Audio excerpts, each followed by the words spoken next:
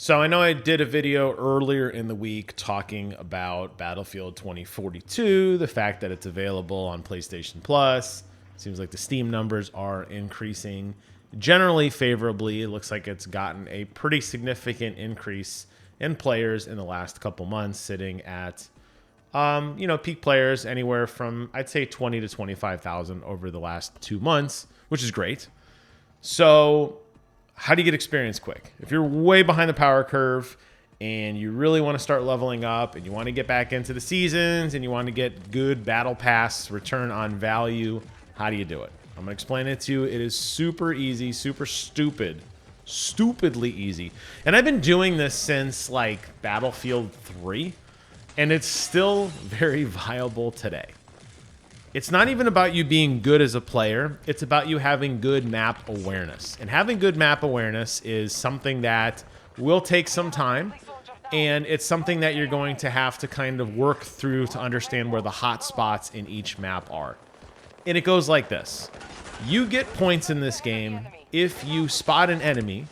You get points in this game if you spot an enemy that a friendly player kills. That is the entire foundation of leveling up very quickly in this game. And since I've been doing this strategy, just testing it over the last weekend, particularly with this game mode, this is a Friday night Battlefield, so it's kind of like a little mini deathmatch type thing. I've never finished worse than 3rd place on my team, ever. Despite the fact that I am just trash, or could be considered as trash. I'm definitely not a very twitchy player compared to some of the other people that play Battlefield. I am very much more methodical, and I still haven't quite of grasped that run and gun mentality that this game kind of wants you to have, but I digress on that. You want to play Recon. That is the point. Particularly, you want to play Casper. That is the hero that I am playing now. Now, Casper is going to put these really cool little kind of like built-in lines in front of you that's almost like your personal heartbeat sensor. It's going to let you know when there's something nearby. And that's really good to have because it's going to tell you that you are in the right spot. Now, you could also look at the mini-map and you could follow the X's, so to speak. Look where the X's are in your team. That's where you know your friendly teammates have unfortunately died. That'll also tell you that's a hot spot. If it's a natural choke point, if it's a flag that's highly contested, if it's a natural tunnel where people are spawning or getting together, these are all great places. You want to play as Casper, and first, just get in that area. You're going to start realizing how quickly you're going to start spotting enemies just automatically. But you're looking at the ticker at the bottom of my screen. That's because I'm doing 2 things. The first is I am constantly placing down my tugs. Now, tugs is a item that is only available for the Recon kit, and it is the tactical unattended ground sensor. And what tugs does is it's basically an automated UAV in a very, very small location. So anything within that beam, whether it is a high altitude or a low altitude, the tugs will pick it up, which is a really, really cool thing to have because you're going to find in many, many instances that enemies like to blob on top of each other, particularly how this game wants you to respawn with the whole squad system, that it wants you to spawn into a place where other players are. Naturally makes this a phenomenal thing that tugs does because it's going to pick up every one of those enemies. And if you're within the vicinity of an enemy when you put down tugs, you're going to get experience points. It's that simple.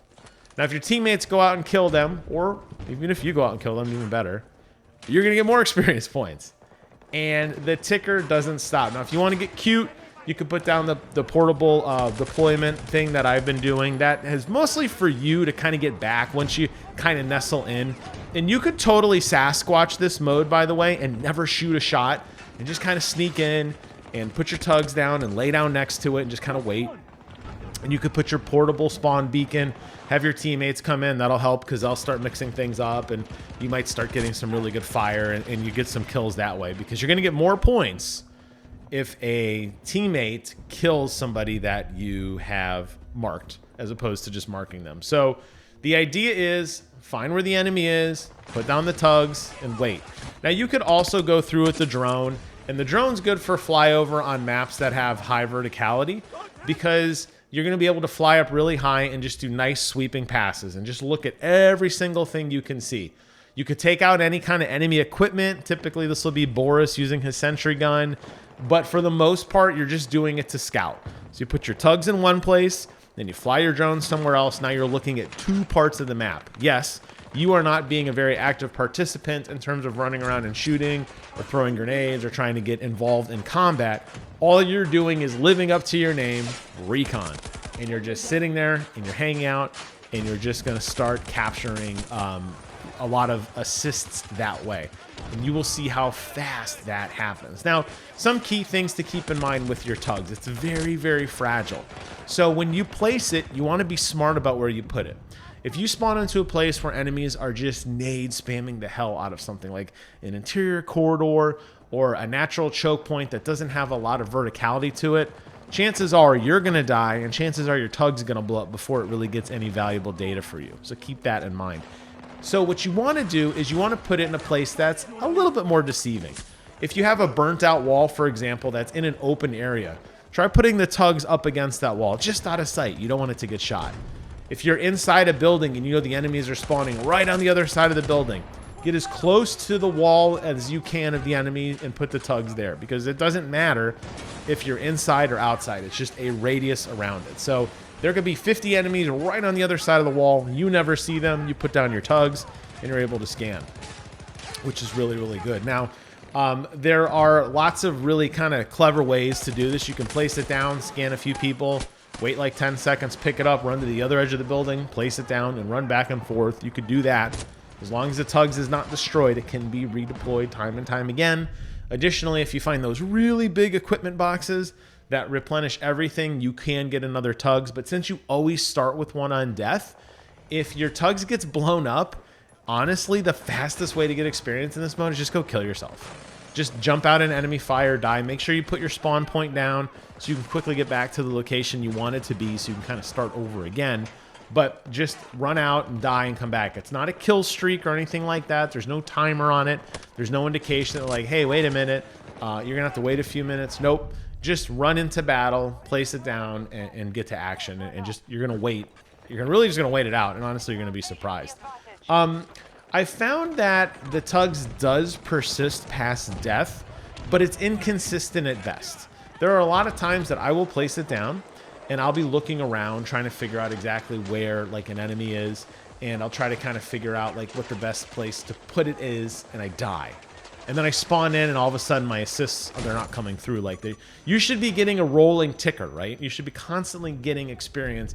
You should constantly see that plus assist just rolling on the bottom, enemy spotted bonus. So that should never stop going. If you're not doing that, then you're probably playing like me, and it's taking you a little too long than it should to set up, or you're being a little aggressive, or your team is being pushed back violently, which does happen. And that's the only downside I could say to this particular system, is if it's a very turbulent battle where you don't have a true line, where, you know, basically you slam into the line, the enemy slams into the line, it's just a massive gunfight, lots of bodies are dropping, and instead they're pushing you back wildly, you're pushing them back wildly. Well, chances are that this system isn't going to work as well. You may want to lean more on getting the drone to fly around and spot enemies manually, as opposed to using the tugs to kind of do the work for you, because that means it's a lot more fluid battlefield. It still does work. It just requires a little more work on your part. The problem with the Recon drone, as I mentioned before, it's very, very weak. So only 1 or 2 shots and it's going to drop. And when it drops, you know, you're kind of SOL in terms of like, well, now what? And then you got to run on a battle, essentially die and restart. And that's not very effective use of your time. The idea here is to grind experience as fast as possible, to locate enemies in hot kill zones, to allow your teammates to just go to town and do what they need to do. And by doing that over and over again, you're going to be very successful. Now, you're seeing that I'm screwing around quite a bit with this, because I was playing around with unlocking soon at some new attachments for my Scar. I was trying the underbarrel rocket launcher. I was dorking around with kind of the way my loadout was. And I still get first place in assists in this, and I still get a ton of experience. Even though I'm wasting time. Literally, I've wasted minutes running around the wrong part of the map, trying to figure out where to be, looking at my equipment, just kind of dorking around. And you'll see now that I'm kind of going to get back set up. I'm looking at the map. I'm seeing, you know, I'm using Casper's you know, intuition, so to speak. I can tell there's enemies around me. I could tell, you know, where they're facing. I'm looking at the map. I'm seeing where the X's are in our team. I'm clearly on the front line. Basically, the only thing that's protecting me from the enemy is what's left of this building, which isn't very much. A lot of the walls are destroyed, and you could even see on the top-down view of the gunfire and the tracer rounds. That is like the bleeding edge of the map. That's where I want to be. I'm trying to figure out the best place to get into that zone so I can set up shop and I can get some more points that way. And it's going to take me a minute, you'll see, but I will once again get a good spot, a good bead, and then I'll begin raking in tons of experience points. And this is really, really cool. Now, if Friday Night Battlefield does rotate their map again, which they do pretty much every weekend, and they go away from this and they go to another game mode, well, there's a lot of just more traditional game modes that this works on. Rush is definitely one of the better ones because you know where you have to go. You know where the ultimate objective is. Whether you're playing attack or defense, you know. And even if it's not and you're just playing traditional Conquest, just standard Conquest, even those large maps that have maybe 5 or 6 control points where they're kind of scattered around the world, that's fine too. You know, you're not going to gain them as fast as you would in this particular mode, but the idea is to find where the most turbulent point is. So if you're looking at the map, just watch it for a minute. If you're seeing the B point constantly sway from friendly to ally over and over, well, you know the B point is where you're going to want to set up shop. If you're out in some fringe point on the map that's like your natural extension, like the very first point that you would get outside your spawn, probably not a good place to set up because most likely large amounts of the enemy force aren't going to be attacking there. So you're kind of wasting your time. What you want to instead focus on is getting those more turbulent, volatile points towards the mid of the map.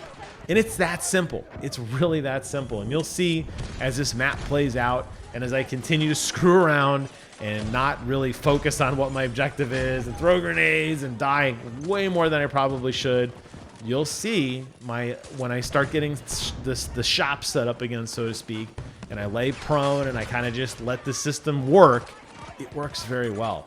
Instead of trying to get into firefights with people when I have a way underpowered gun, dying quite a bit. I know I talked a lot about that in my other video, and that's why I say this method is so tried and true. Because gunfights in this game can be very finicky. And you may find that enemies spawn in out of thin air, particularly right next to you where they probably shouldn't. And you're going to find that you're going to die a lot when you're trying to be a run and gun guy. But I got my tugs set up again. You're seeing this is a good setup now. Trying to get the drone out there in the field, and I'm just going to start scanning people. Now, if you see an infantry target, like I said, or the turret from Boris, those you can destroy on your own. You don't need help.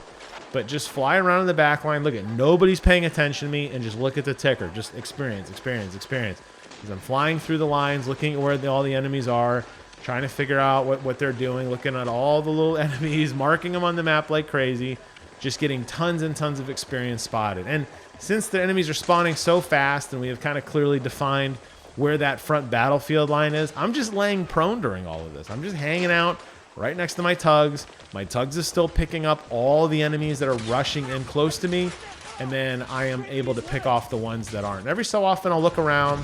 If there's a quick revive, you want to get a couple points that way from squad members who spawn in. You'll eventually get flushed out. I don't think you're going to be able to entirely camp the entire map. Enemies will start spamming grenades. This game has a tendency to get very spammy, especially when there are vehicles in the map. That's another thing I didn't really talk about. When there's a lot of vehicles in the map, this is going to be a tough strategy because the tugs is so weak. So any little shrapnel from large tank shots or lav shots or anything like that, most likely you're not going to do very well. But in a situation like this, you have this kind of burnt out wall, which protects me. I'm laying prone. A lot of enemies aren't looking in that area anymore because I'm laying behind the wall. They don't see me. They don't think to push up on me. I'm not shooting at anything. There's no grenades coming out from my field of view. I'm just laying kind of by my tugs, and I'm using my recon when I can, and I'm just laying. And you're seeing all those spot assists. Put down my respawn, rinse, repeat, rinse, repeat. And we're going to wrap up the match here in another minute or two. And you can just see the experience points that I earned. You can see how fast it is to get. I think I got first place in this one in assists. I don't remember. Usually I'm in the top 2 or 3. It's not uncommon in this mode, particularly for me to get easily over 100, 120 assists in this short span of a game. And this is really with me not actively participating too much in terms of, yes, I am providing guidance to my team. A lot of the snipers love that because they're taking these ridiculous shots from downtown, and a lot of my teammates, you know, really enjoy being able to, you know, shoot from afar, or the ones that are the run and guns, they love the drone stuff in the back line, which is great. But if you're not that great at it, don't worry about it. That's all you got to remember. You do this and do this 2, 3, or 4 matches in a row. You'll see what I mean, how fast you get experience. You'll see how fast you go up on those, on that score. You're going to get tons of medals. You're going to get just tons of stat points, or, you know, unlockables towards your character because of the battle pass, how that works. And you're going to have a blast doing it. Or maybe you're not. Maybe you consider this boring. I don't know. This is the wet work that, you know, a lot of people don't necessarily enjoy, but it's definitely something that you're going to want to consider. So there you go. Finish second. Really high score. Very competitive score. Tons of assists. Tons of experience. It's a TUGS method. Check it out. Thank you all so much for watching. Take care of yourselves. And until next time, I will see you guys on the other side.